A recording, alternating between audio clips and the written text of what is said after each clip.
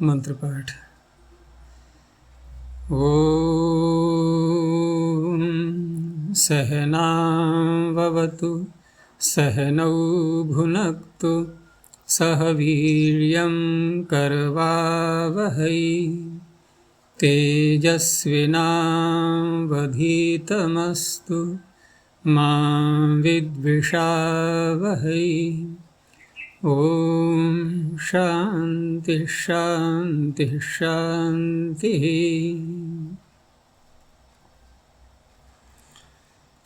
काशिका की 187वीं कक्षा 5वें अध्याय के तृतीय पाद में 91 सूत्रों तक हो चुका है। पूछना है कुछ?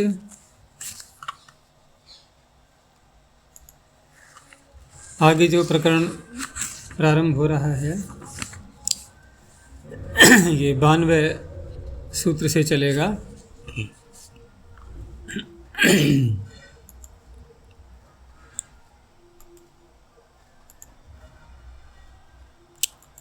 तो अगला सूत्र है किम यत्तदो निर्धारणे द्वयोरेकस्य डतरच।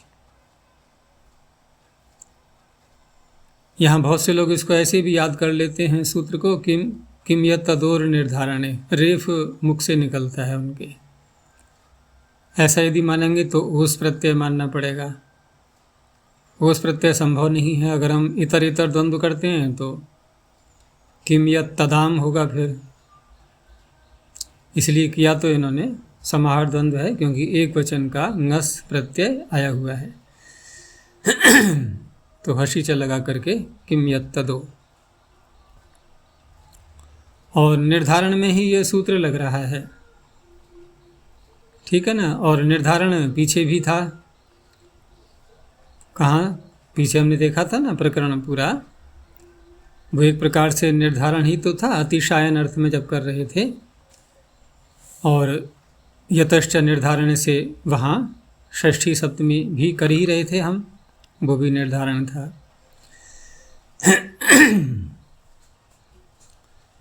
तो किम यत् तद, 3 शब्द हैं ये। किम यत् तद इत्येतेभ्यः प्रातिपदिकेभ्यो द्वयोरेकस्य निर्धारणे। वहाँ ऐसा नहीं था पीछे का, वहाँ 2 में था भी, लेकिन वो विभज्य और द्विवचन ऐसा कह करके कहा गया था। यहाँ है कि 2 में से एक का निर्धारण होने पर द्वयोरेकस्य निर्धारणे डतरच प्रत्ययो भवति। आगे बहुतों का करेंगे, वहाँ डतमच सूत्र अलग से आ रहा है, लेकिन वहाँ साथ में जाति परिप्रश्न भी जुड़ जाएगा। इसमें जाति परिप्रश्न नहीं है, ये एक सामान्य सूत्र है। और यहाँ जब निर्धारण किया जाएगा तो जिन शब्दों का प्रयोग कर रहे हैं वो हैं किम, यत और तद। अब किम शब्द प्रश्न के रूप में प्रयोग में आता है। कह कऊ के, कम कऊ कान आदि हम पूछते हैं भाई कौन है। तो जब प्रश्न उठ रहा होता है तो प्रश्न अनेक प्रकार से हो सकता है। एक कौन है हमने कहा, तो कौन है में गुण के विषय में प्रश्न, जाति के विषय में प्रश्न, क्रिया के विषय में प्रश्न, या फिर नाम की दृष्टि से कि कौन देवता है आप में, अनेकों प्रकार के प्रश्न हो सकते हैं। तो इन सब में से हमें जब निर्धारण करना होगा तब ये प्रत्यय किया जाएगा डतरच। लेकिन उसी को यदि हम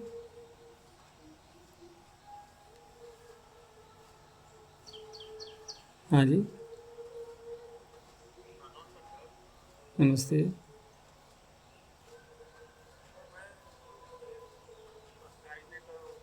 हाँ, अभी मेरी कक्षा हो रही है। आप 10:30 बजे के बाद फ़ोन करिएगा, ठीक है ना।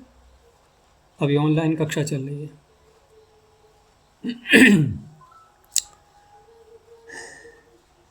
तो किम में तो ये बातें घट जाती हैं प्रश्न के रूप में हम जब विषय उठाते हैं ना, लेकिन यत में और तद में यहाँ तो प्रश्न नहीं उठते। ये मैं अलग से विचार कर रहा हूँ कि यत और तद में तो प्रश्न नहीं उठते ना। वहाँ प्रश्न का क्या है भाई, वह और जो ऐसे करके बात करते हैं ना यत और तद में। लेकिन वहाँ प्रश्न ऐसे हो जाएगा कि जब दोनों शब्द साथ में आते हैं, दोनों शब्द, जैसे हमने कहा यद भद्रम तन्न अशुभ, तो यद और तद दोनों का संबंध माना जाता है। अगर यद का प्रयोग किया है हमने तो तद का अवश्य ही आना है। तो उस अवस्था में प्रश्न बन सकता है कि जो आप में ऐसा है वह, उसका ग्रहण करना है हमें। जैसे जो भद्र है, परमात्मा से कह रहे हैं ना कि जो भद्र है वह हमें दे दो, तो निर्धारण हो गया ना, एक प्रकार से निर्धारण हो गया कि हमें सब नहीं चाहिए, हमें सब नहीं चाहिए, जो भद्र है वो चाहिए हमें। यद भद्रम तन्न अशुभ। तो इस तरह से वहाँ निर्धारण प्रश्न के रूप में तो नहीं होगा, वहाँ एक वैसे छंटनी हो जाएगी कि बहुत सारी चीज़ों में से जो ऐसा है वह हमें चाहिए, ऐसे निर्धारण हो जाता है। लेकिन किम के साथ में हम करते हैं तो साथ में प्रश्न की भी स्थिति बन जाती है। तो इन सब बातों का ध्यान रखना है। इन 3 शब्दों में 3 ही शब्द लिए गए हैं यहाँ पर, और ये अर्थ निकलेगा इन शब्दों के ही अंदर से। तो प्रत्यय कैसा रहा फिर स्वार्थ में, ये पीछे भी चर्चाएं हो चुकी हैं इस प्रकार की। तो निर्धार्यमाण वाचिभ्य, प्रकृति कैसी होगी? निर्धार्यमाण वाची, जिनमें से निर्धारण किया जा रहा है, ऐसी प्रकृतियां तीनों। तो स्वार्थे प्रत्यय। अब निर्धारण को खोला इन्होंने कि निर्धारण का वास्तव में अर्थ क्या लिया जाएगा, तो उत्तर दिया कि जात्या क्रिया गुणेन संज्ञया वा, जाति के आधार पर या क्रिया के आधार पर या गुण अथवा नाम संज्ञा, इनके आधार पर इन विषयों को चारों में से किसी एक को सामने रखते हुए समुदायात, समुदाय से। अब समुदाय कितना होगा यहाँ, जब 2 में से कर रहे हैं 2 का ही तो होगा। वो समुदाय हम एक एक इकाई करके ले लें, या फिर एक बहुत बड़ा समुदाय बना लिया हमने, लेकिन समुदाय तो एकत्व में आएगा ना, एक वचन में। एक दूसरा समुदाय हो गया, उनमें से पृथक्करण करना। तो समुदायाद एक देशस्य, एक देश का पृथक्करण, ये होता है निर्धारण। जैसे उदाहरण दे दिया, कतरो भवतो हो कठः। अब 2 व्यक्ति खड़े हुए हैं, प्रश्नकर्ता को ये पता नहीं है इनमें से कठ जाति का कौन है। तो भवतो हो, आप दोनों में से। अब ये भवतो में जो विभक्ति लाएंगे हम, ये किससे लाएंगे? ये तष्ट निर्धारणम, निर्धारण किया है ना, तो षष्ठी व्यक्ति ले आएंगे, कतरो भवतो हो कठः, आप दोनों में से कठ कौन है? कठ जाति का, ये जाति का प्रश्न हो गया।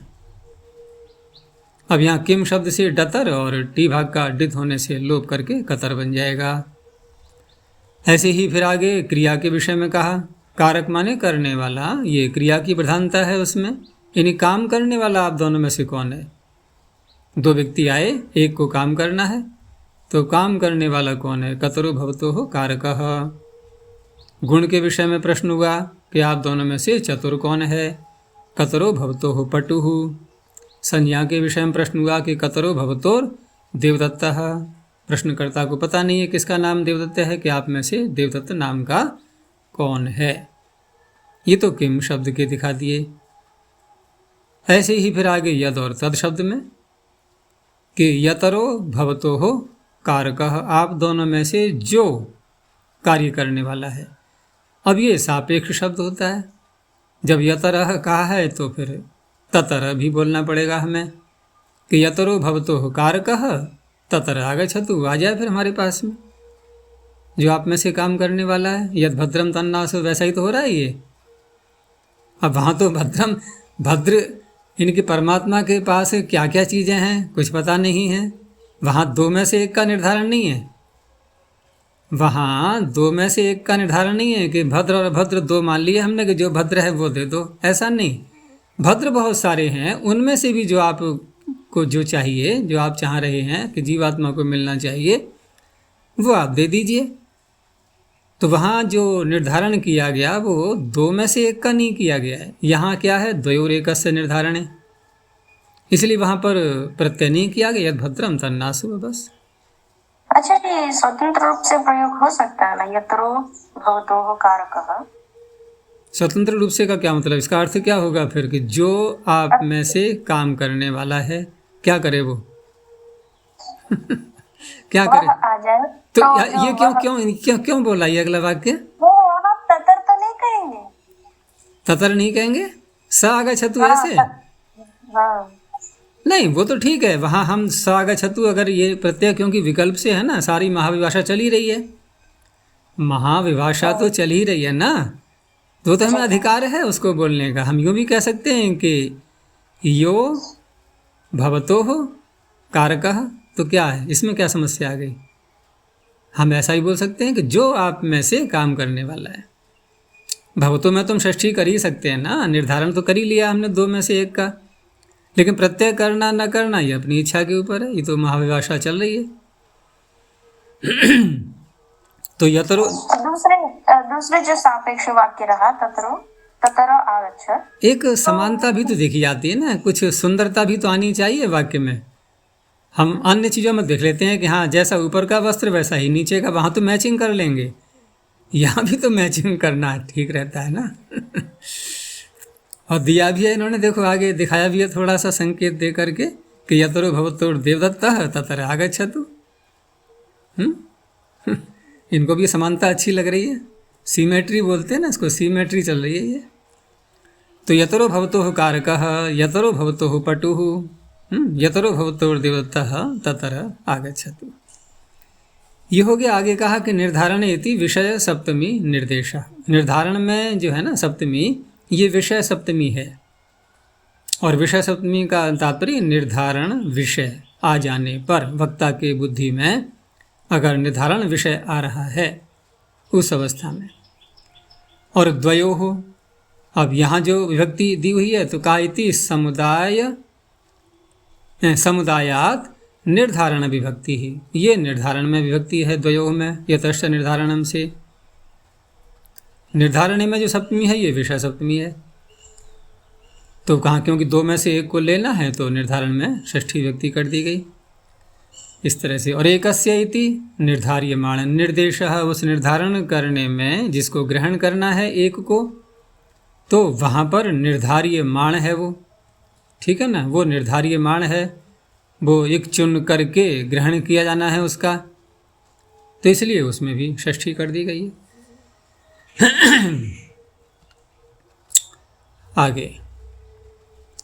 आगे है वा बहुनाम जाति परिप्रश्ने डतमच।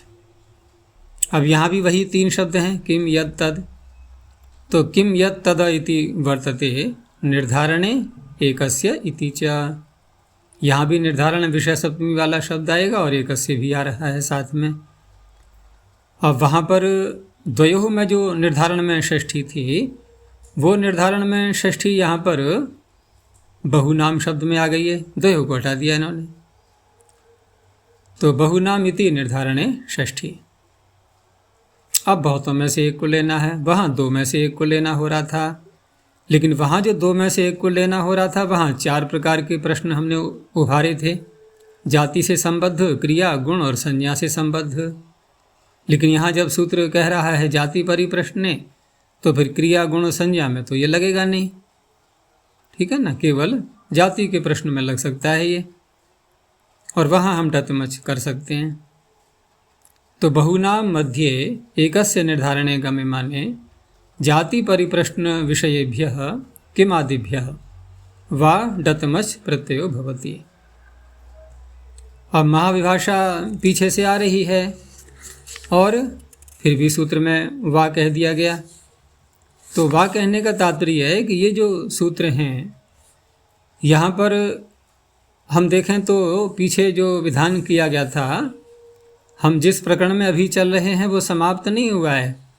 प्राग इवात कह वाला, प्राग इवीय अर्थों में जो हम प्रत्यय कर रहे हैं वो अभी समाप्त नहीं हुआ है, प्रकरण समाप्त नहीं हुआ है। तो वहाँ ये विषय रखा गया था ना कि कहाँ क करना है, कहाँ अकच करना है। तो अकच में क्या सूत्र आया था, अव्यय सर्वनामनाम अकच प्राक्टे है। तो सर्वनाम शब्द हैं ये, तो किम यद तद, यहाँ तो अकच होना चाहिए। तो ये जो डतमच या डतरच ये प्रत्यय कैसे हैं, ये अपवाद ही तो बनेंगे उसके अब अकच के।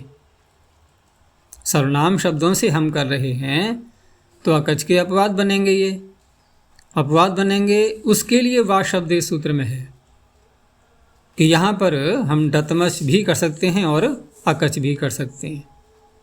हो गया स्पष्ट। महाविभाषा का जो वा है वो फिर विग्रह वाक्य जैसा बोलते हैं वैसा बोल सकते हैं, उसमें कोई आपत्ति नहीं। आगे बताएंगे अभी वा के विषय में। तो कतमो भवताम कठः, आप लोगों में से कठ कौन है, जाति परिप्रश्न। ऐसे ही यतमो भवताम कठः ततम आगच्छतु, आप सब में से जो कठ हैं वो यहाँ पर आ जाएं। अब रही बात कि क्या हम अब डतरच नहीं कर सकते यहाँ जाति परिप्रश्न में, तो वो तो पिछले सूत्र ने कह ही दिया है, उसमें तो कोई आपत्ति है ही नहीं। जाति परिप्रश्न में डतरच भी हो जाएगा, लेकिन गुण क्रिया संज्ञा में डतमच नहीं होगा, वहाँ केवल डतरच ही होगा। और वैसे भी सूत्र दिया है पाणिनि ने, पीछे आया था ना उसमें कतर कतमऊ जाति परिप्रश्न है, वहाँ कतर कतम दोनों बनाए हुए हैं उन्होंने, तो आगे बताएंगे अभी। तो ये हो गया उदाहरण। अब यहाँ पर कहते हैं कि वावचन के विषय में कि वावचनम अकजर्थम, क्योंकि और वा का अन्य कोई विग्रह वाक्य बनाने के लिए प्रयोजन नहीं है, उसके लिए तो महाविभाषा आ ही रही है। तो अकच करेंगे तो क्या बनेगा फिर, यद और तद शब्द से दिया इन्होंने, तो वहाँ यको भवताम कठः सक आगच्छतु, ठीक है ना। यद से हम अकच कर लेंगे टी भाग से पूर्व, ऐसे ही तद शब्द से कर लेंगे। और महाविभाषा च प्रत्यय विकल्पार्था अनुवर्तत एव, प्रत्यय का विकल्प करने के लिए जो महाविभाषा है वो आ ही रही है। तो इस तरह से फिर विग्रह वाक्य जैसा था वैसा भी बोल सकते हैं, जैसे को भवताम कठः है, यो भवताम कठः स आगच्छतु, इनका भी प्रयोग हो जाएगा। जाति परिप्रश्न इति किम, अब जाति परिप्रश्न नहीं है और बहुतों में से निर्धारण हो रहा है, तो वहाँ केवल इतना ही रहेगा को भवताम देवदत्तः, ये संज्ञा के विषय में हुआ प्रश्न। अब यहाँ पर हम डतर भी नहीं कर सकते। क्यों नहीं कर सकते?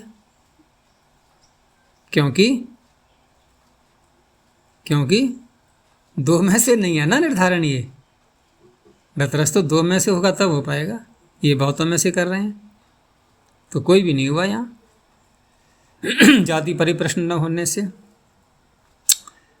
आगे कहा कि परिप्रश्न ग्रहणम च किम एव विशेषणम। देखो पीछे क्या था, निर्धारण पूर्व सूत्र में, और निर्धारण में एक छांटना होता है, वहाँ प्रश्नात्मक छांटना भी हो सकता है और वैसे भी प्रश्न नहीं है तब भी हमने छांट लिया उसको। लेकिन यहाँ पर सूत्र में क्योंकि परिप्रश्न शब्द बोला गया है, जाति परिप्रश्न, प्रश्न ही होना चाहिए, तो प्रश्न को द्योतित करने के लिए तो फिर किम शब्द का ही प्रयोग कर सकते हैं हम। यद का और तद का तो प्रश्न अर्थ नहीं निकलता, ठीक है ना। तो इसलिए यहाँ पर कहा कि परिप्रश्न ग्रहणम च किम एव विशेषणम न यद तदोह, हेतु असंभवात, असंभव होने से।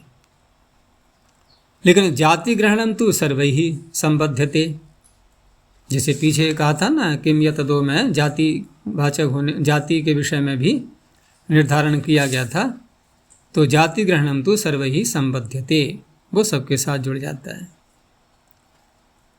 आगे कहा कि इस किम शब्द से यहाँ तो डतमच कर लिया, लेकिन डतर का भी जाति परिप्रश्न में उपलब्ध होता है, क्योंकि पीछे था मात्र निर्धारण और यहाँ एक प्रश्न विशेष कहा गया परिप्रश्न, तो परिप्रश्न विशेष कहा गया, तो ये भी बुद्धि में आ सकती है बात कि ये सूत्र अपवाद भी बन सकता है एक प्रकार से, कि परिप्रश्न में तो फिर नहीं होना चाहिए, और यदि पिछले सूत्र से करेंगे भी हम तो वहाँ पर दो में से एक का निर्धारण हो सकता है, और हमें करना है बहुतों में से, ठीक है ना। बहुतों में से यदि करना चाहेंगे तो उस अवस्था में क्या हम डतमच के अतिरिक्त डतरच भी कर सकते हैं, उसके लिए फिर वो सूत्र प्रमाण बन जाता है कतर कतमऊ जाति परिप्रश्न, क्योंकि जब ये यहाँ पर जाति परिप्रश्न में डतमच का ही विधान किया गया है, डतरच का तो किया ही नहीं गया जाति परिप्रश्न में,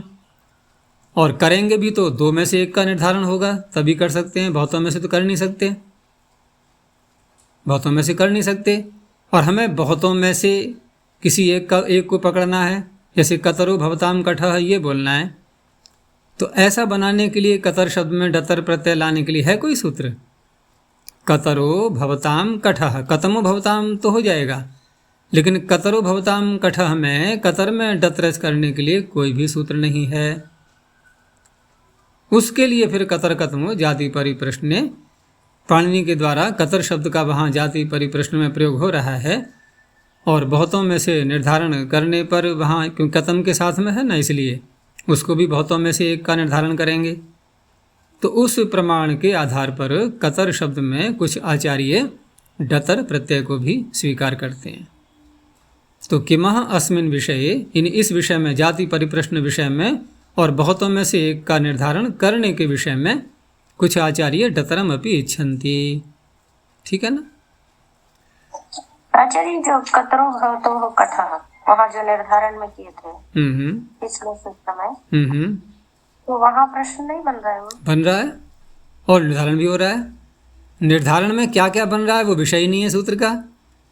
निर्धारण को पकड़ा उसने केवल, अब वक्ता के अंदर प्रश्न उभर रहा है या और कोई बात है, वो विषय नहीं है सूत्र का। यहाँ पर प्रश्नात्मक ही विषय आना चाहिए इस सूत्र के द्वारा, और प्रश्नात्मक विषय होगा तो फिर बहुतों में से एक के निर्धारण में होगा। अब डतर कैसे करें? ठीक है ना? और वहाँ प्रश्न उभरने पर भी पूर्व सूत्र में प्रश्न को हम ले सकते हैं, लेकिन निर्धारण भी तो दो में से ही करना होगा फिर। तो भवताम कैसे बोलेंगे? भवतोः बोलेंगे तब तो ठीक है कि कतरो भवतः कठः, ये भवतोः कठः, लेकिन भवताम कठः कैसे बोलेंगे पूर्व सूत्र से यदि करना होगा तो?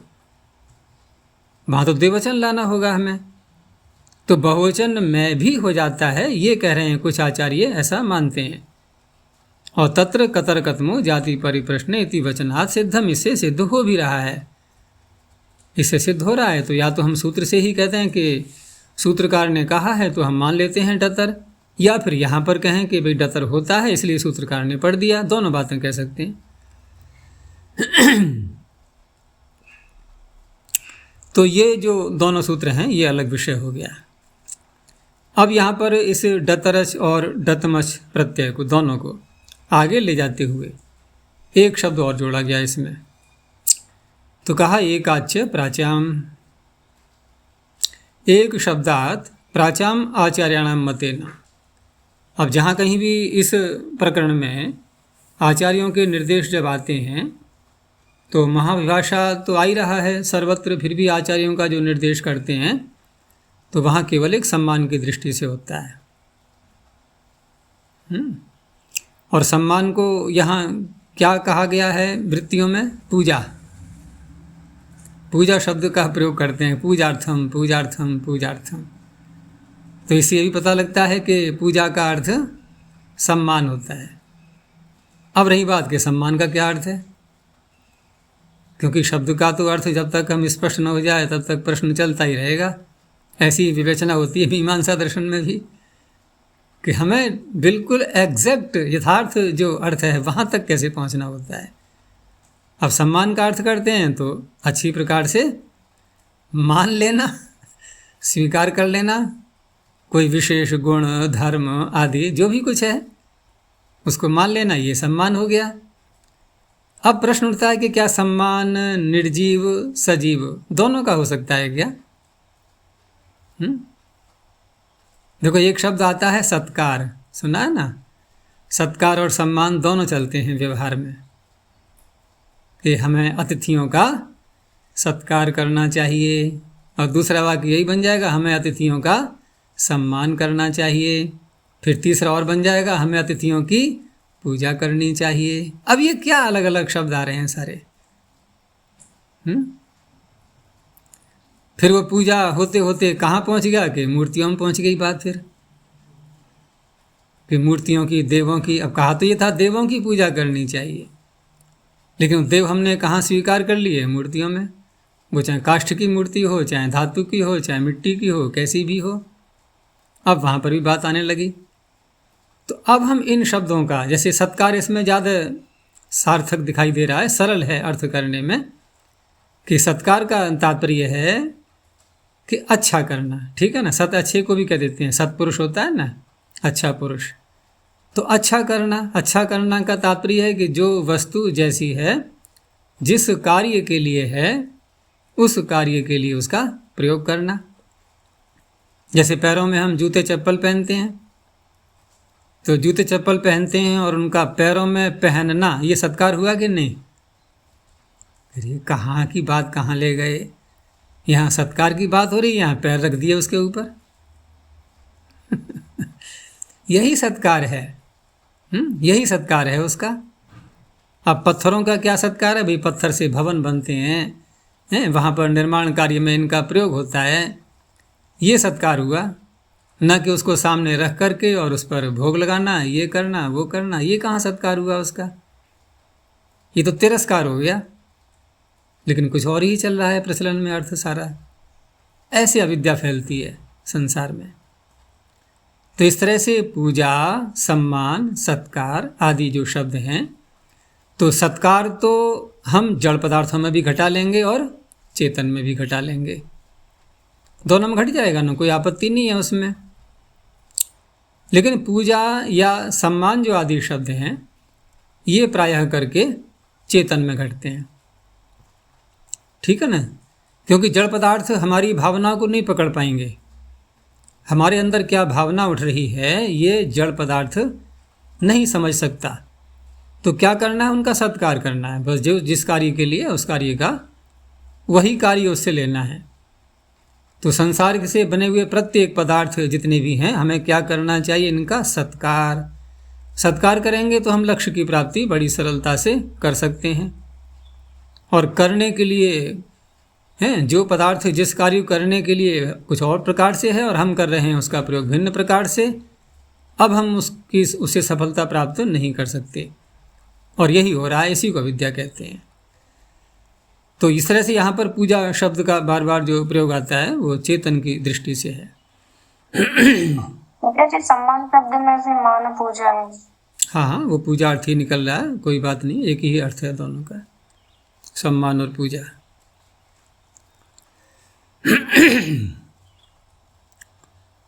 तो ये हो गया एक शब्द से। हाँ, तो एक शब्दात् प्राचाम आचार्याणाम मतेन डतरच डतमच इत्येतौ प्रत्ययो भवतः स्वस्मिन् विषय। अब स्वस्मिन् से क्या तात्पर्य? यहाँ स्वस्मिन् से तात्पर्य प्रत्यय दो है ना, ये अर्थात दो में से एक का निर्धारण करेंगे तो डतरच, बहुतों में से एक का निर्धारण करेंगे तो डतमच, ये तात्पर्य है स्वस्मिन् का।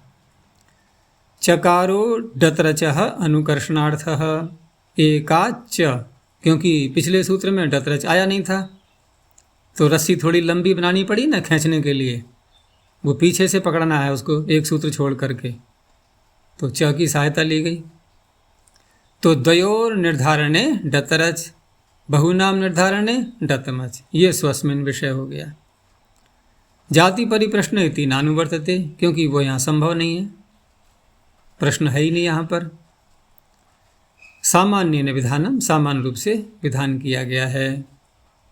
तो सामान्य वाक्य बनेगा एक कि एक तरो भवतोर देवदत्त, आप दोनों में से एक देवदत्त है, बस किसी और को बताया जा रहा है।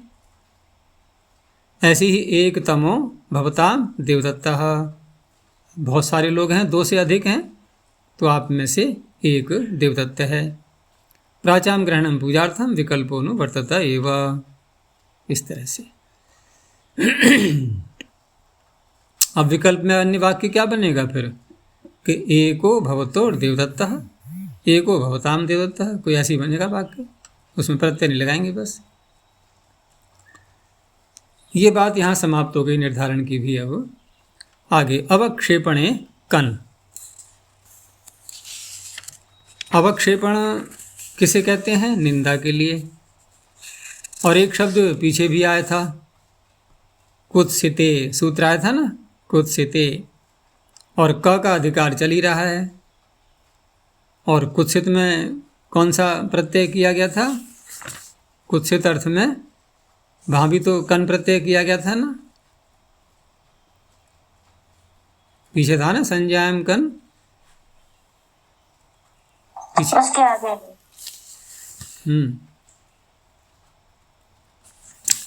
तो यहाँ जो अंतर इतना है, देखो वो ये अवक्षेपण और वहाँ का कुत्सित शब्द, इन दोनों में थोड़ा सा अंतर है। हम अवक्षेपण में भाव में भी बना सकते हैं क्योंकि लिट प्रत्यय है, और लेकिन इन्होंने विग्रह क्या किया है? अवक्षिप्यते ये न तद अवक्षेपणम। अवक्षेप का अर्थ हो गया निंदा, और अवक्षिप्यते ये न, जिस धर्म को लेकर के निंदा की जा रही है वह शब्द कहलाएगा अवक्षेपण। और वहाँ क्या था? कुत्सित, जिसकी निंदा की जा रही है, जिसकी निंदा की जा रही है वहाँ उससे प्रत्यय था। यहाँ जिस धर्म के द्वारा निंदा की जा रही है यहाँ उससे प्रत्यय होगा, इसलिए यह है अवक्षिप्यते। और वहाँ तो सीधा ही निंदित अर्थ था वो कुत्सित का, वह इतना अंतर है। तो तस्मिन् वर्तमानात् प्रातिपदिकात् कन प्रत्ययो भवति। तो व्याकरण के न नाम त्वं गर्वितः, किसी ने व्याकरण पढ़ लिया, अब समाज में गर्व से चूर हो रहा है, ठीक है ना, घमंड आ गया उसको कि मैंने व्याकरण पढ़ लिया। अब कोई व्यक्ति कह रहा है कि तू व्याकरण के कारण से गर्व कर रहा है अपने ऊपर। व्याकरण के न, तो व्याकरण शब्द से कन प्रत्यय हुआ है। व्याकरण एक विद्या हो गई, एक धर्म हो गया उसका।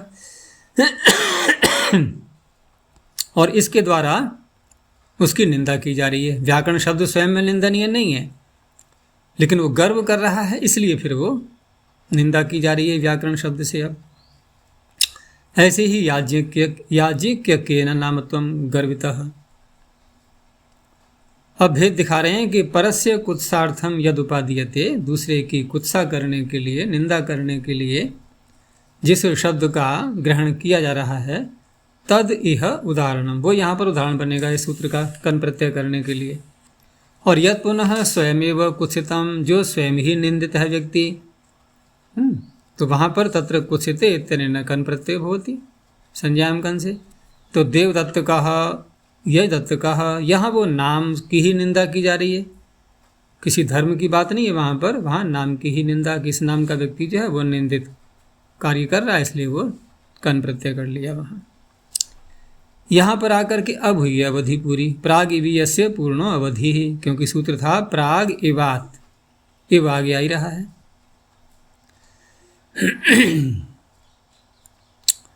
आगे इवे प्रतिकृतौ। अब यहाँ से जो प्रकरण प्रारंभ हो रहा है ये आगे हम अनेकों सूत्रों में देखेंगे।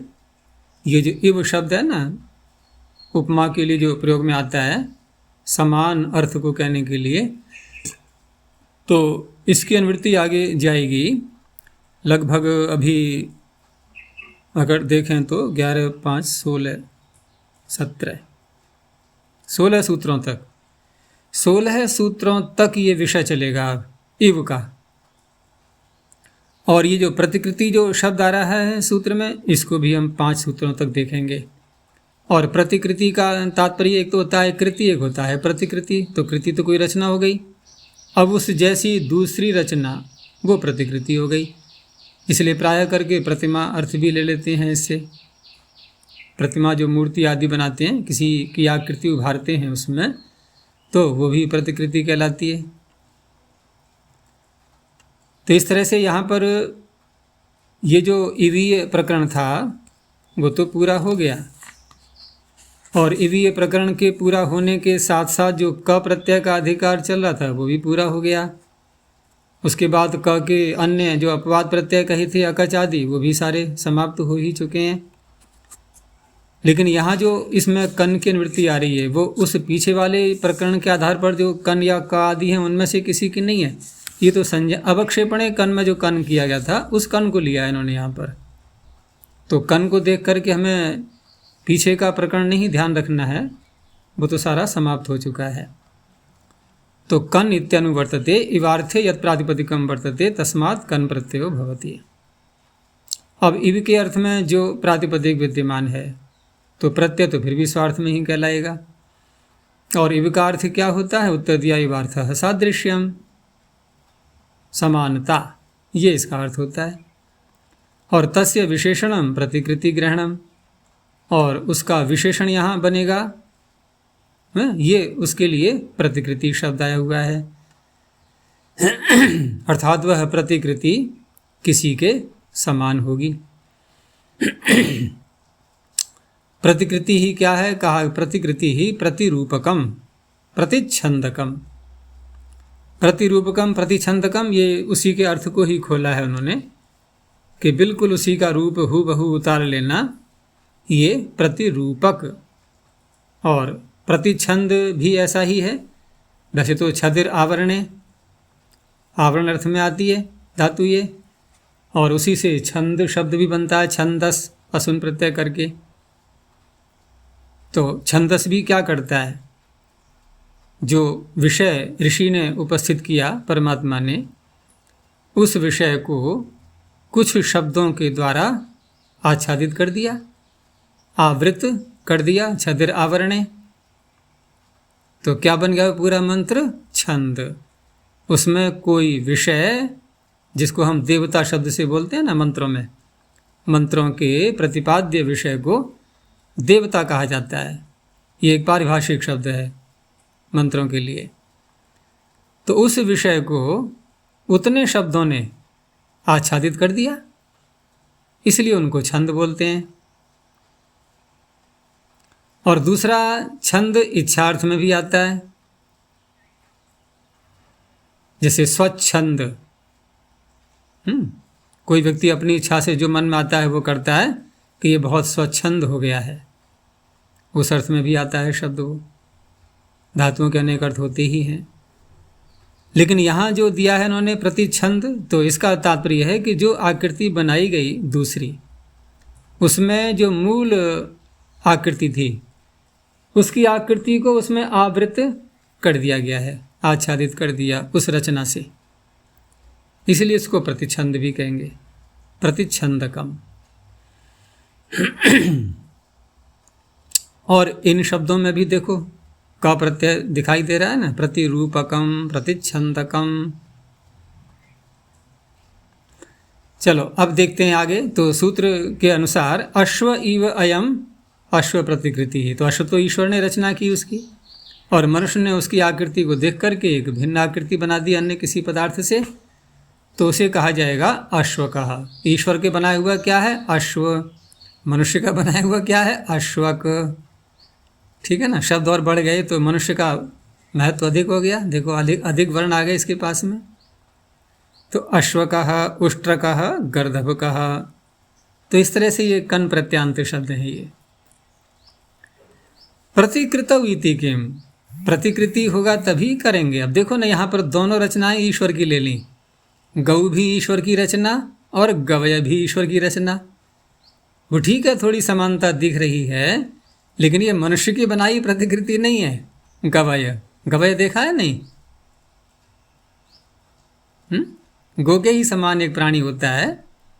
प्रायः इधर उत्तर भारत के जंगलों में तो बहुत मिलते हैं ये, और अनेकों दुर्घटनाएं भी होती हैं उनके कारणों से, क्योंकि प्रायः करके ये रात्रि में निकलते हैं सड़कों पर, रेलवे लाइन पर इत्यादि, और बड़ी तेज़ी से इनके पैर लंबे लंबे होते हैं, कुछ अन्य गाय की अपेक्षा पैर लंबे लंबे होते हैं, तो बहुत तीव्रता से दौड़ते भी हैं ये घोड़ों की तरह।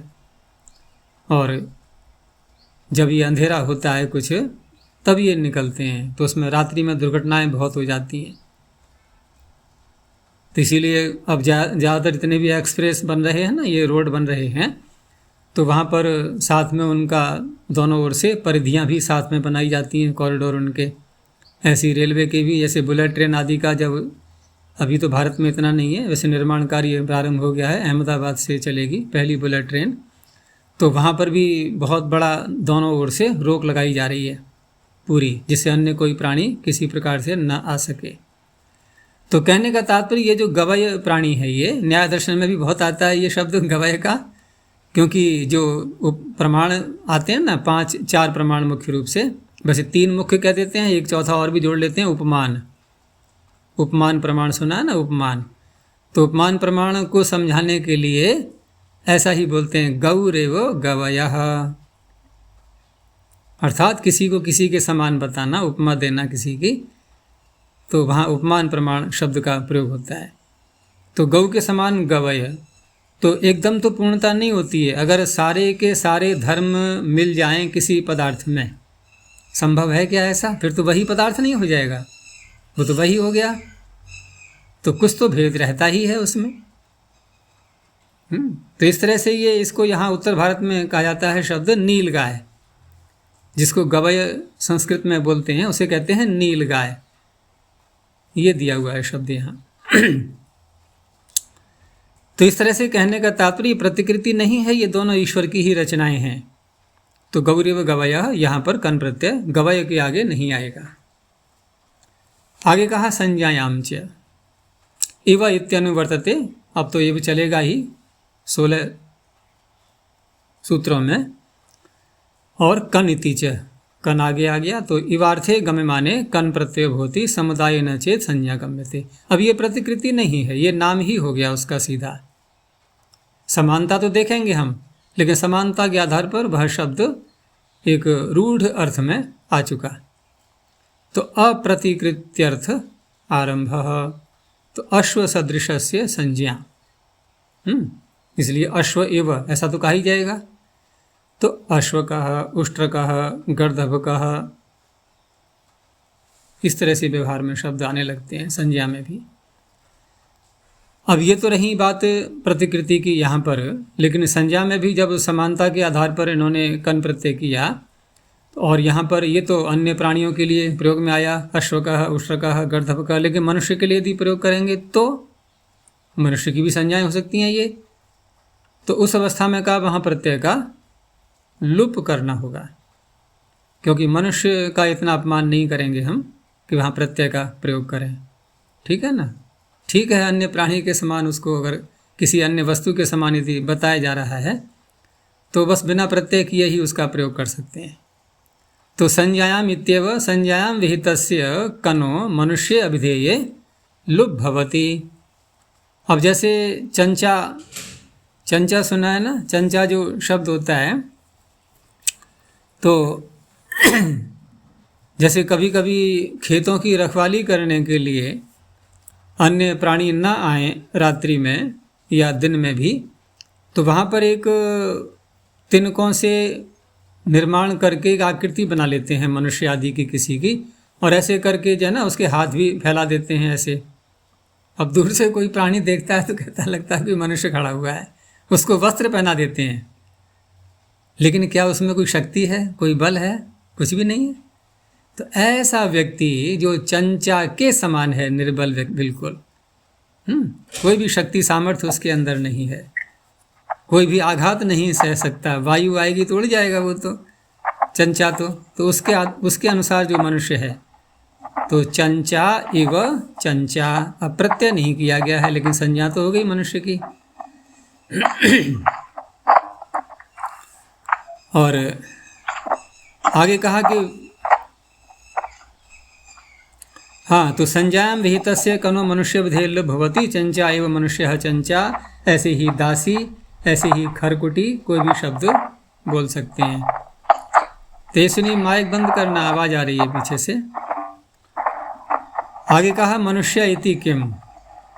मनुष्य शब्द यदि नहीं बोला जाएगा, मनुष्य अर्थ यदि नहीं निकलेगा उससे, तो फिर तो पूर्व सूत्र से तो प्रत्यय किया ही गया था, उसका लुप नहीं होगा। तो अश्व का, उष्ट्र का, गर्दभ का।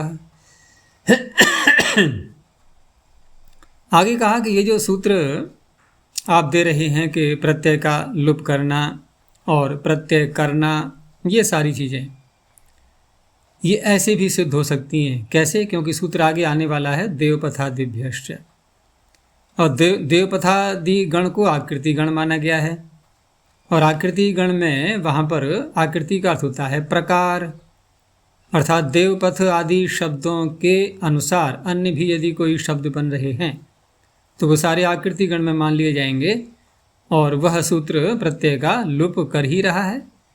तो लुम मनुष्य अलग से कहने की क्या आवश्यकता है? तो पीछे भी हमने देखा है ये आचार्य की शैली होती है कि कहीं पर कोई व्यापक सूत्र देने के बाद भी उसका विस्तार करने के लिए अन्य सूत्र भी बनाते हैं। तो उसी का ये विस्तार है देवपथादिभ्यष्ट का। तो देवपथादेह आकृति गणत्वा तस्यैव अयम प्रपंचो वेदितव्यः।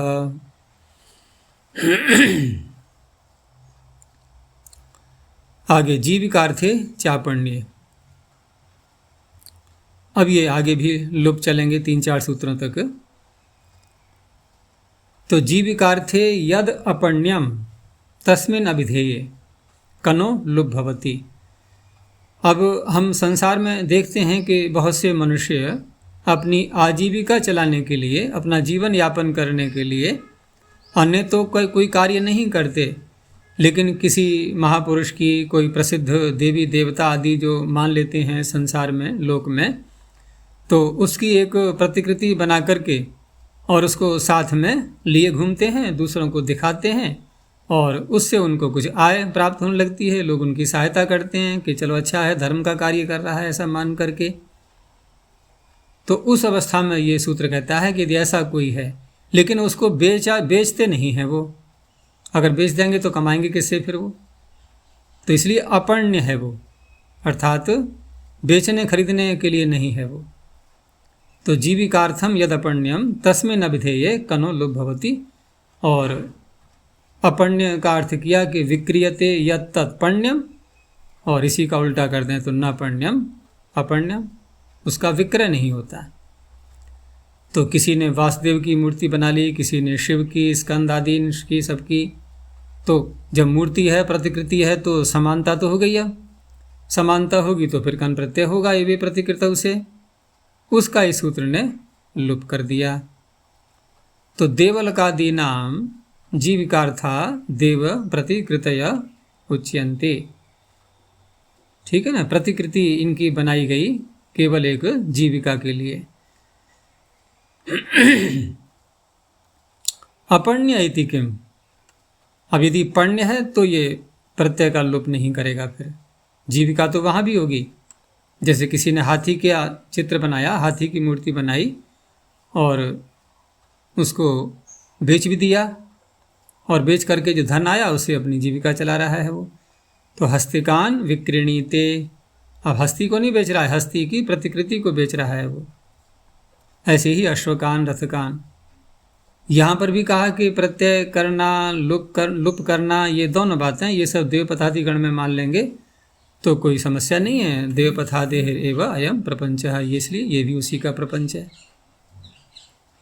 अब दिया सूत्र आगे देवपथादिभ्यश्च।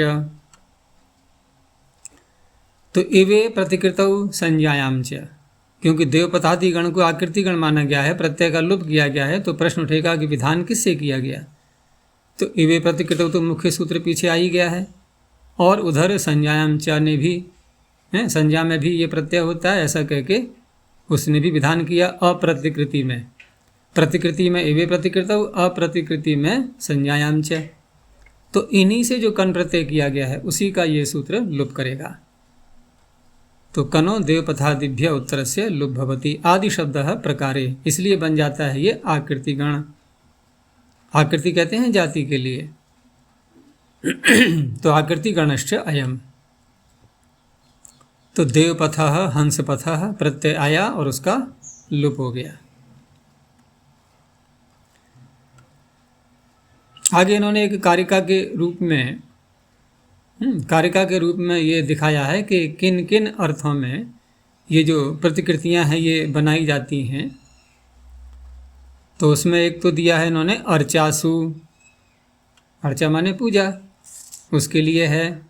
अर्चा सत्कार को भी कह देते हैं। और पूजनार्थासु, पूजन आदि के लिए अर्चासु पूजनार्थासु चित्रकर्म ध्वजेषु च। अर्चा पूजना तो लगभग एक ही जैसे हो गए हैं ये। और चित्रकर्म ध्वजेषु च, चित्रकर्म का तात्पर्य जिन्होंने बहुत ही विचित्र कर्म किए हैं, जिन लोगों ने इतिहास में, वो विचित्र कर्म चाहे अच्छाई के रूप में हो चाहे बुराई के रूप में हो, तो उन लोगों की भी प्रतिकृतियां बनाई जाती हैं स्मृति के लिए। जैसे कहा जाता है ना कि राम के साथ रावण भी प्रसिद्ध हो गया, जबकि दोनों के कार्य भिन्न भिन्न प्रकार के थे। एक को अच्छाई के रूप में याद करते हैं, एक को बुराई के रूप में याद करते हैं। तो इस तरह से चित्रकर्म वो कैसे भी हो सकते हैं। ऐसे ही ध्वज, तो ध्वज जो लगाए जाते हैं स्थान स्थान पर ऊंचाई में, और उसको सभी लोग देखते हैं रास्ते में निकलते हुए, तो उसका प्रचार होता है ध्वज पर जो वस्तु लगी हुई है। तो ऐसे महापुरुषों की या अन्य किसी पदार्थ की, वस्तु की जो प्रसिद्ध जिनको करना है, उनके चित्र ध्वजों पर लगा देते हैं, तो वो भी एक प्रतिकृति हो गई। ऐसे ही हाँ, तो इस तरह से यहाँ पर इन अर्थों में इवे प्रतिकृतौ लोपः, तो इव अर्थ में इन सारी प्रतिकृतियों में जो प्रत्यय किया गया है उसमें कन प्रत्यय ही किया गया है, केवल उसका लोप हो जाता है। किन शब्दों में? देव पथादिषु। तो ये इस कार्यक्रम में कह दिया गया है सारा विषय। आगे उदाहरण दिया है उसी प्रकार से। तो अर्चा पूजना का तो एक ही मान लिया उदाहरण, अर्चासु तावत् शिवः विष्णु। तो शिव विष्णु आदि जिनको देवता मानते हैं लोग, तो उनकी अर्चना करने के लिए प्रतिकृति बना ली। अब वहाँ जो प्रत्यय आया इवे प्रतिकृतौ से, उसका इस सूत्र ने लोप कर दिया है। ऐसे ही चित्रकर्म में तो अर्जुन भी प्रसिद्ध हैं इतिहास में, और दुर्योधन भी, दोनों, लेकिन कर्म दोनों के अलग अलग। एक ने धर्म के लिए युद्ध किया और एक ने अधर्म के लिए किया, दोनों का कार्य अलग अलग है।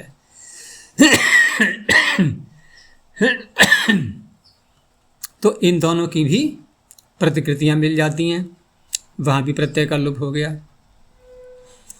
ध्वजों में कहीं कपि, कहीं गरुड़, कहीं सिंह, ऐसा भी होता है। कुछ देशों में जो उनके राष्ट्रीय ध्वज होते हैं, वहाँ पर भी भिन्न भिन्न प्रकार के चित्र बनाए जाते हैं। तो कोई अपना राष्ट्रीय पशु या पक्षी मान करके भी उनका चित्र लगा लेते हैं। तो इस तरह से वो प्रतिकृति हो गई, वहाँ भी प्रत्यय का लोप हो गया। आगे इन्होंने गण दे दिया है। तो ये सूत्र अलग हो गया। अब यहाँ पर जो प्रत्यय, पीछे कन का प्रकरण चल रहा था, और साथ में संज्ञायाम भी साथ में जुड़ गया था, संज्ञायाम कन। तो इसमें प्रतिकृति और अप्रतिकृति, संज्ञा में अप्रतिकृति और वैसे प्रतिकृति, इन अर्थों में प्रत्यय किया गया अलग अलग। लेकिन यहाँ जो अब आगे प्रकरण प्रारंभ हो रहा है, ये सामान्य रूप से है, चाहे वो प्रतिकृति के रूप में हो या अप्रतिकृति हो, और प्रत्यय भिन्न आ जाएगा।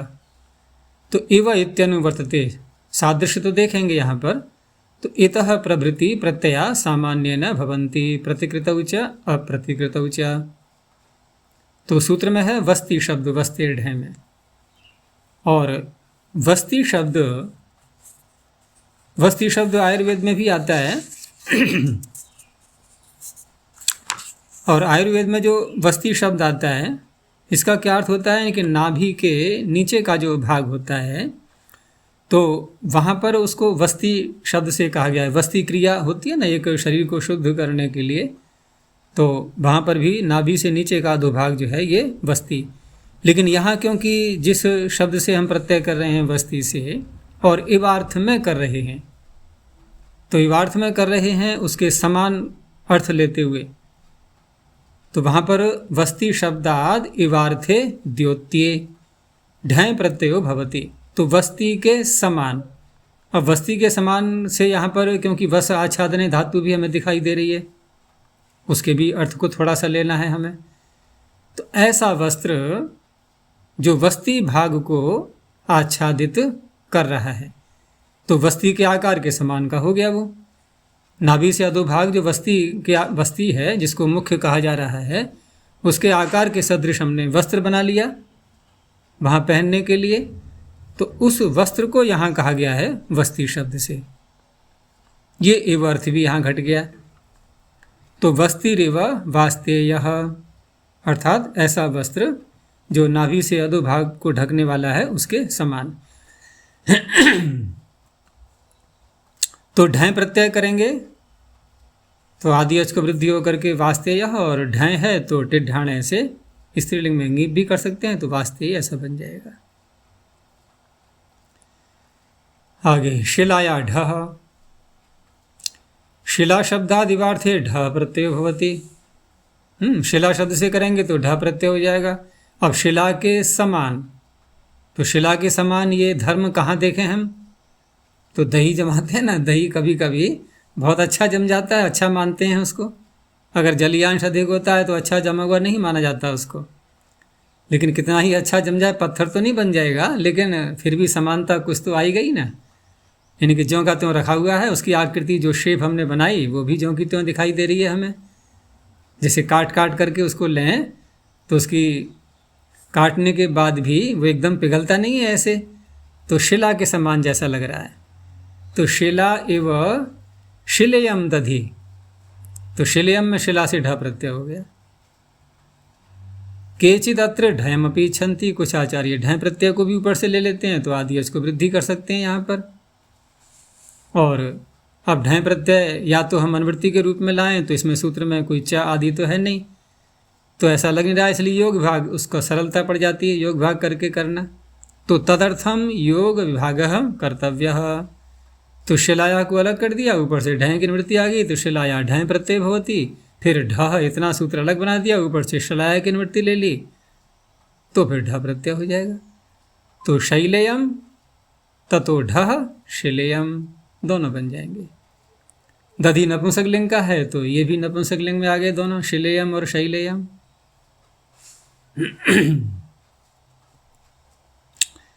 और वैसे दूध भी जब अलग अलग प्रकार का होता है ना, जैसे गाय का दूध का दही जमाओ, या तो उसको अधिक देर तक हम गर्म करें तो शिला के समान दही बनेगा, या और गाय भी ऐसी हो जो समय पर्याप्त बीत गया उसको दूध देते हुए, तो आगे दूध गाढ़ा आने लगता है फिर उसका कुछ काल पश्चात। प्रारंभ में इतना गाढ़ा नहीं होता है, उसका दही जमाएंगे तो वो जलीयांश उसमें अधिक होता है। या फिर भैंस का दूध, उसका दही शिला के समान जमता है, क्योंकि उसमें गाढ़ापन अधिक होता है। आगे शाखादिभ्यो यत्, तो शाखा इत्यम आदिभ्यः प्रातिपदिकेभ्यो यत् प्रत्ययो भवति इवार्थे। अब यहाँ पर समानता कैसे देखी जाएगी? तो शाखा मुख्य होती है या पूरा वृक्ष मुख्य होता है? शाखा तो शाखा ही है, तो शाखा का तात्पर्य गौण है। एक प्रकार से यहाँ शाखा से तात्पर्य, यानी किसी को यदि शाखा के समान बताया जा रहा है, तो कहने का अर्थ यह है कि वो प्रधान नहीं कहा जा रहा है। वो अरे आप तो शाखा के समान है, तो मुख्य अर्थ नहीं निकलेगा उससे, प्रधान अर्थ नहीं निकलेगा। और प्रधान अर्थ लेना है तो फिर हमारे शरीर में परमात्मा ने मुख बनाया है, और मुख का स्थान सबसे पूर्व प्रथम है, ऊपर है, ठीक है ना। शरीर को जो भी वस्तु चाहिए वो कहाँ से देनी पड़ती है कि मुख के दरवाजे से ही निकलना पड़ेगा, और कोई रास्ता ही नहीं है अंदर जाने के लिए, या तो इंजेक्शन लगाते रहो। तो इसलिए मुख के समान शरीर में जो मुख का स्थान रखा है, शीर्ष में रखा है मुख को परमात्मा ने, तो इसलिए शीर्षस्थ भी कहते हैं मुख्य पुरुष को है? और मुख्य, तो मुख से यत् प्रत्यय करके मुख्य, अर्थ क्या हो गया? मुख के समान, अर्थात प्रधान, कि ये व्यक्ति हमारे परिवार में, समाज में ये मुख्य है, मुख के समान है। तो शाखा एव शाख्यः मुखम एव मुख्यः। ऐसे एक जघन शब्द है, बहुत घिनौना कार्य, और उसके समान यदि कोई मनुष्य है जो घृणित कार्य कर रहा है, अधर्म, पाप, हिंसा, सारी बातें आ जाएंगी इसमें, तो जघन्य, जघन के समान जघन्य। और वैसे जघन शब्द जंघा के लिए भी आता है। अब क्योंकि मुख तो ऊपर रहता है, जंघा नीचे को होती है, तो निम्न कोटि का व्यक्ति जघन्य, उच्च कोटि का व्यक्ति मुख्य। तो ये शब्द इसमें आ गए हैं। इसमें देखो शिरस शब्द भी आ रहा है, चरण शब्द भी आ रहा है, श्रृंग भी है, उरस है, अग्र शब्द भी है। ये बहुत प्रयोग में आते हैं समाज में, व्यवहार में, अग्र्य, उरस्य, उरस के समान, यानी कि हृदय को जो प्रिय है वो उरस से बोल देते हैं। तो इस तरह के शब्दों में यत् प्रत्यय हो जाएगा। एक शब्द बना बनाया दे दिया इन्होंने, द्रव्यम च भव्ये। तो द्रव्य शब्द को निपातित किया गया है भव्य अर्थ में। द्रव्य शब्दों निपात्यते भव्ये अभिधेये। अब भव्य का अर्थ पता हो तो द्रव्य का अर्थ पता लगेगा। तो भव्य का अर्थ क्या माना जाएगा? अब भू धातु से बनाया है हमने भव्य शब्द, कैसे बनेगा? भू धातु से हम यत् प्रत्यय करेंगे, अचो यत्। यद्यपि उवर्णांतों से और आवश्यक सूत्र भी आता है, लेकिन वो आवश्यक अर्थ में है, ठीक है ना। और कृत्य प्रत्यय हम सामान्य रूप से जब करते हैं तो अजंत धातुओं से सीधा सूत्र लगाते हैं अचोयत। लेकिन अचोयत जो शब्द है, ये जो सूत्र है, इससे यत् प्रत्यय किया हमने, इसका नाम है कृत्य। और कृत्य प्रत्यय होते हैं भाव में और कर्म में, तयोरेव कृत्यक्त खल अर्थाः। लेकिन भव्य शब्द के लिए एक अलग सूत्र भी बनाया है पाणिनि ने। कर्तरी कृत के आगे क्या सूत्र है? भव्य, गेय, प्रवचनीय आदि सूत्र है ना। और उसका अर्थ क्या है कि ये सारे शब्द कर्ता में भी होते हैं। तो हम यूं कह सकते हैं अब कि भवति इति भव्यः, कर्ता में यदि विग्रह करेंगे तो भवति इति भव्यः। अब इसका अर्थ क्या होगा? भाई सभी होते हैं तो सभी भव्य हो गए ना, फिर भवति इति भव्यः। लेकिन यहाँ एक विशेष संदर्भ के कारण से कहा जा रहा है कि भवति इति भव्यः, अर्थात वो एक विशेष रूप से है, एक विशेष कार्य करने वाला है, एक उसकी विशेष पहुंच है समाज के अंदर। तो अच्छाइयाँ जब अधिक होती हैं किसी के अंदर, तब कहते हैं उसको भव्य। और व्यवहार में देखा होगा कि भव्य शब्द कहीं सुंदर अर्थ में, अरे बहुत भव्य सजावट देखी हमने, बहुत सुंदर, बहुत अच्छी, यानी उसकी सत्ता सबको पता लग गई, भवति इति भव्य, हाँ ये है देखो। इस तरह से ये इसका अर्थ निकलता है।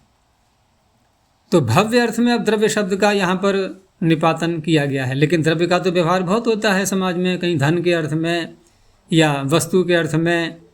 अगर कणाद ऋषि से पूछेंगे तो 9 द्रव्य गिनाए उन्होंने, पृथ्वी, जल, वायु, आकाश आदि, फिर काल, दिशा, आत्मा, मन आदि, ये सब द्रव्य कहते हैं ना इनको। काल, दिशा, आत्मा, मन 4 ये हो गए, और पृथ्वी, जल, वायु, आकाश आदि 5 ये हो गए। 5 और 4 9, तो 9 द्रव्यों की गणना की है। तो एक तो वो द्रव्य शब्द है जो द्रु धातु से बनता है, बनेगा ये भी ऐसे ही, लेकिन ये द्रु शब्द बना करके उसके बाद में फिर उसे प्रातिपदिक बना करके यत् प्रत्यय किया गया है। तो इस तरह से यहाँ खुद ही अर्थों खोल रहे हैं ये कि द्रव्यम भव्यः, अर्थात भव्य को द्रव्य कहा गया। और भव्य का अर्थ किया इन्होंने आत्मवान। अब आत्मवान का तात्पर्य भाई जो जैसा है और जिस शब्द का उसके लिए प्रयोग हो रहा है, वे धर्म सारे के सारे उसमें प्रकट भी हो रहे हैं, ये आत्मवान है।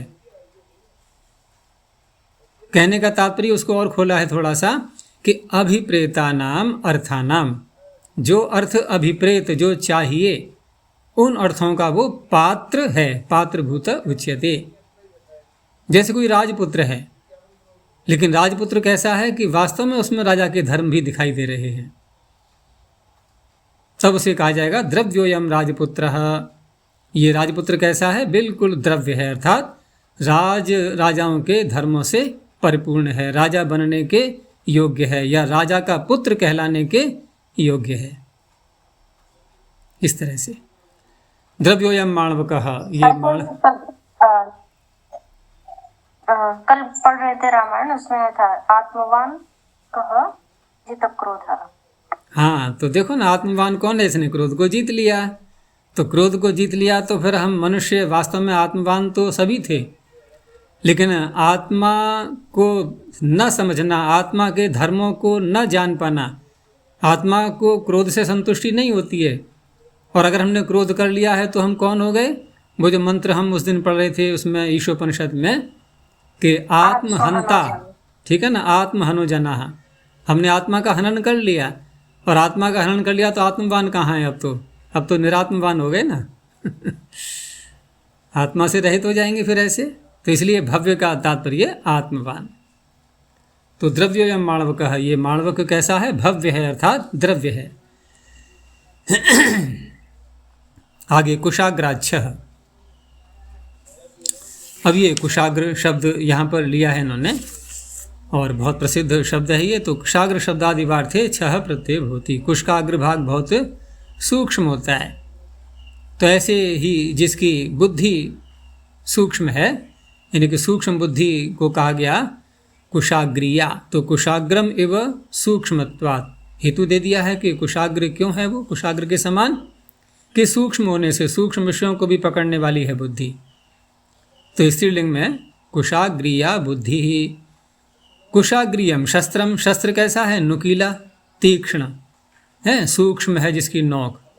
ऐसे ही कुशाग्र का अग्रभाग भी नुकीला होता है, कुश का अग्रभाग।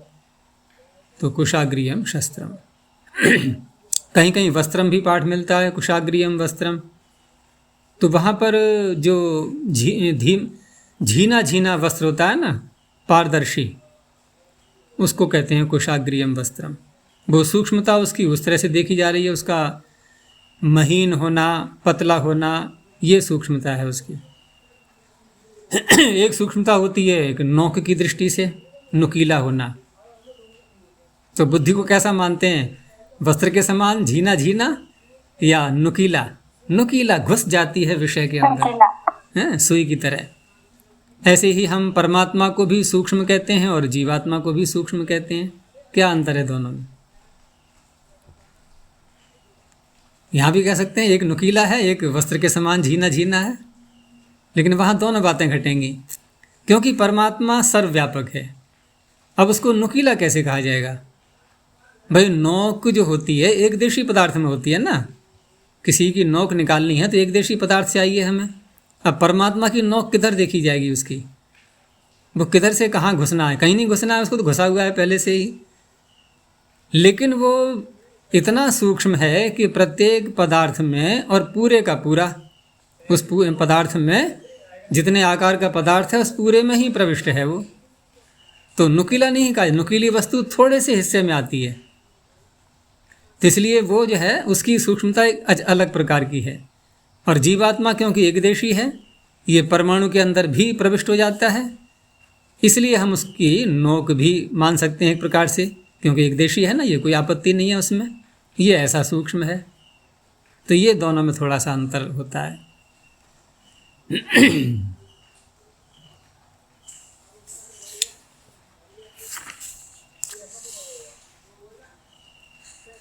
अभी कितना रह गया ये? चलो ये जो रह गया ना इसको कल देखेंगे, अब पूरा हो जाएगा ये।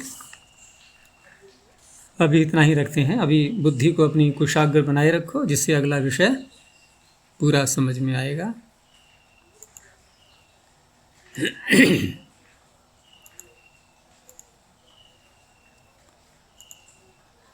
प्रणव ध्वनि।